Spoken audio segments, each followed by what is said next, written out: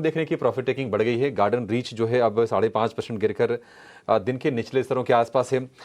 Bharat electronics यानी कि BL भी कमज़ोर है। भारत डायनेमिक्स में कमज़ोरी है। जो शिपिंग रिलेटेड जो शेयर हैं, मझगांव डॉक हो गया या फिर कोचिन शिपयार्ड हो गया, वहाँ पर भी कमज़ोरी दिख रही है। एचएएल का शेयर भी करीब 2% कमज़ोर है। श्रीकांत जी, क्या करें ये डिफेंस वाले शेयरों से?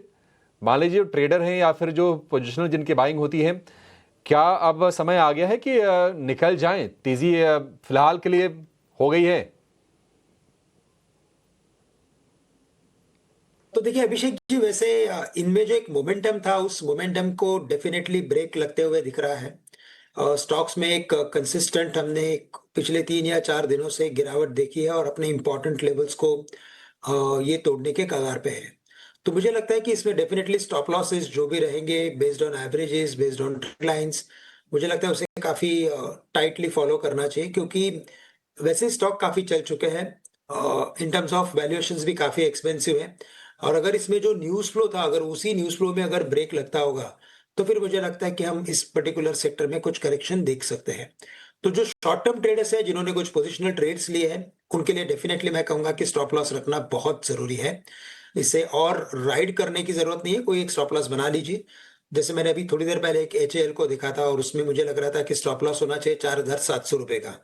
अभी वो स्टॉक चल रहा है 4,800 के करीब। तो 4,700 का स्टॉप लॉस रखना बहुत ज़रूरी है। एक बार वो ब्रेक होता है, उसके बाद वापस से अगर वैसे देखा जाए तो Abhishek ji, it's very difficult to से कि वॉर लेवल पे क्या होगा, क्या नहीं होगा, करेक्ट? वापस से पता नहीं कि 10 दिन के बाद और कोई आके और कुछ कर ले, तो वो अपने को पता नहीं है। लेकिन जब पता नहीं होता है, जब काफ़ी अनसर्टेनिटी होती है, that time it is very, very crucial to keep a stop loss. बिल्कुल, बिल्कुल स्टॉप लॉस रखने की सलाह है।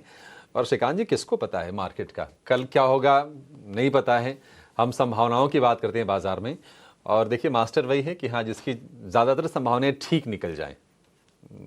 मतलब प्रोबेबिलिटी का ही गेम तो है ही ये।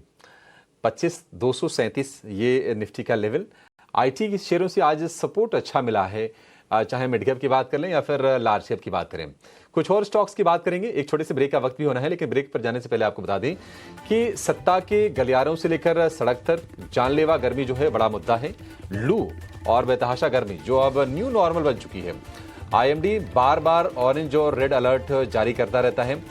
दिल्ली में तो गर्मी का असर 52 डिग्री सेल्सियस तक पहुंच जाता है। हालांकि इस भीषण गर्मी से प्रभावित लोगों की सही संख्या बता पाना मुश्किल है, लेकिन अस्पतालों में हीट स्ट्रोक और डिहाइड्रेशन के मामले लगातार बढ़ रहे हैं। ग्लोबल वार्मिंग के ये गंभीर परिणाम times network India climate summit के दूसरी एडिशन की प्रमुख थीम्स में से एक है, जहां हीट वेव और जलवायु आपदाएं चर्चा के केंद्र में होंगी।